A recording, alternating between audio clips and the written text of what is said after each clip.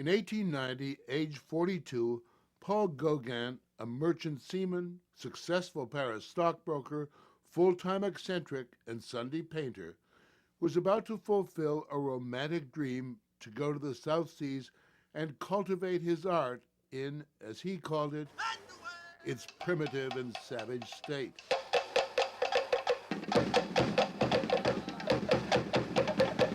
His hope was fulfilled, at least on canvas.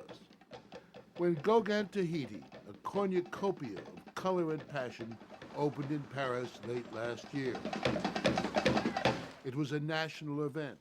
The President of the Republic, along with thousands of Parisians, celebrating the work of a favorite prodigal son who hungered all his life for such adulation. Gauguin Tahiti, 150 paintings, wooden sculpture, ceramics, drawings, doodles, and manuscripts, has crossed the Atlantic and docked at Boston's Museum of Fine Arts. George Shackelford is the curator of the exhibition.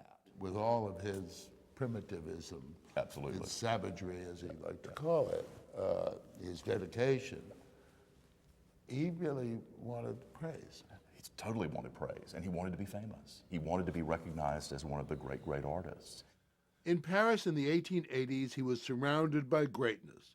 His friends, Camille Pissarro, Van Gogh, and the poet Mallarmé, only added to his restlessness. In 1885, he abandoned everything, wife, children, job, for art. Self-portrait of the artist as martyr. He also saw himself, clearly a self-obsessed man, but saw himself as in a certain way Christ-like. Absolutely. He's a deeply spiritual man without being particularly religious. And he often identifies himself with Christ or John the Baptist or a soul in hell, as these figures of, in some way, tormented or persecuted. Perhaps the escape to Tahiti is part of that. Tahiti's so-called primitivism called to him, to what he would have described as his inner savage. These wooden panels were his response. One is, be in love and you will be happy. The other, be mysterious. Themes that haunted the rest of his life. His interest in love and death, which is everywhere in his art. In Be in Love, You'll Be Happy, for instance. The old woman, the sort of tortured woman here, the fox, the Indian symbol of perversity, he says. She looks Polynesian. Yes. But he's not been there yet. No, exactly. This is 1889. It won't be 2 years before he ends up in Polynesia. In 1891, he arrived in Papeete, the capital of Tahiti. This is, as I understand it, the first painting that he did. The first major painting from Tahiti, his first real masterpiece painted there. It's called Ia Orana Maria, which means Hail Mary in the Tahitian language. He comes to Tahiti and he's got this romanticized vision of it, everything he's read. And some of which was patently untrue. Yeah. Paradise on Earth. Right. Captain Cook called it Paradise on Earth. He gets there and he's absolutely rendered senseless by how awful it is. Absolutely. Finds himself not in this Eden, but instead in a little colonial town with far too many administrators, missionaries. So he goes out to the countryside and invents his untamed paradise. Sun-soaked landscapes and young, naked, voluptuous women. His mistress, his muse, a girl named Tehemana. She is Eve in his imaginary Garden of Eden. This is his last portrait of Tehemana. Is there some kind of irony going on here, seeing this beautiful young Tahitian woman with this drab Western dress? Absolutely. I think he deliberately puts her in this European dress, and then against this background, it is completely the South Seas. And he entitles the picture, The Ancestors of Tehemana, to talk about that heritage that is lost to her, but he tries to give back to her. He may have been this lascivious, dirty old man, but there's this a lot of love in that. There's a lot of love painting. and admiration, absolutely. In 1893, he returned to Paris with about 60 paintings and sculptures and the belief that once seen, the name Gauguin would be carved into the Pantheon, along with Van Gogh and Pissarro. The critics hated his work. He pressed on, opened a studio in Paris, and produced his most important sculpture, the menacing Oviri, meaning savage. And he had this manuscript, a kind of diary memoir, now on view for the first time outside of its home in the Louvre in Paris.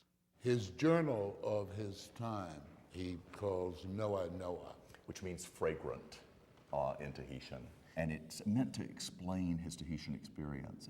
He realizes that the Parisian audience really doesn't understand what he's been up to in Tahiti and finds his work sort of impenetrable. But to what extent was he a fraud?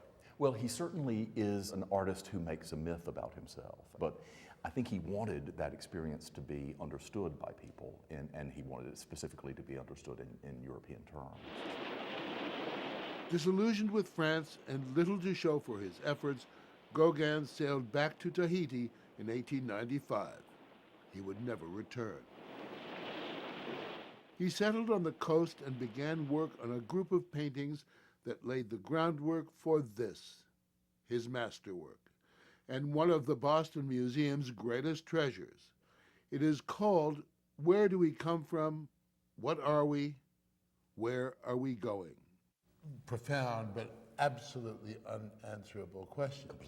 Completely. He decodes the painting a bit for us in a couple of letters where he refers to the child and the source of the river as where do we come from, the standing figure, the astonished woman behind him, the figures who dare to think of their destiny, what are we, and the old woman near to death, where are we going?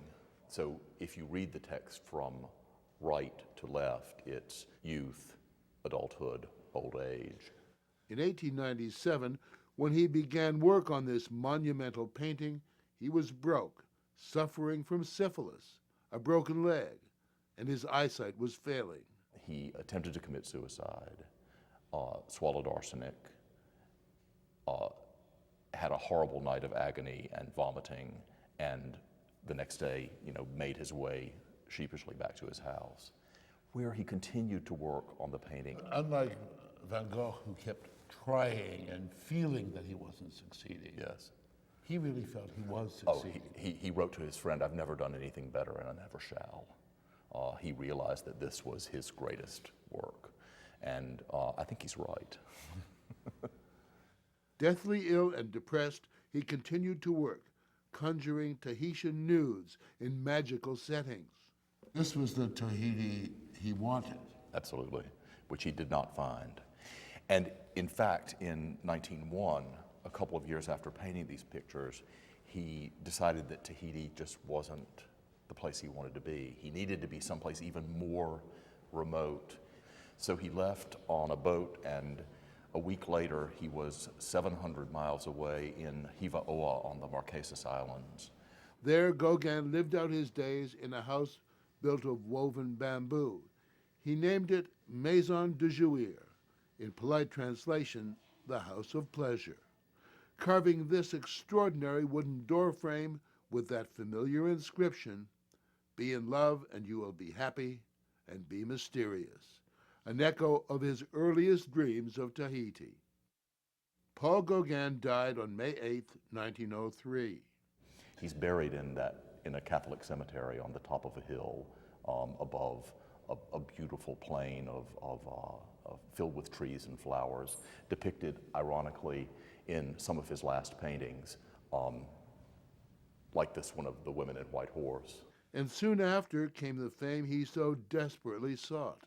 And in 1906, his work is exhibited at the Salon in a fantastic exhibition that becomes the great source of inspiration for a whole generation of modern artists.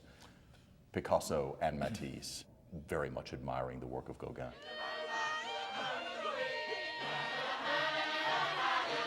Like so many of the greatest artists, Gauguin lives larger in death than he ever did in life. Just weeks before he died, he wrote to a friend, "It is true that I know so little, and who knows whether that little, when put to good use by others, will not become something big."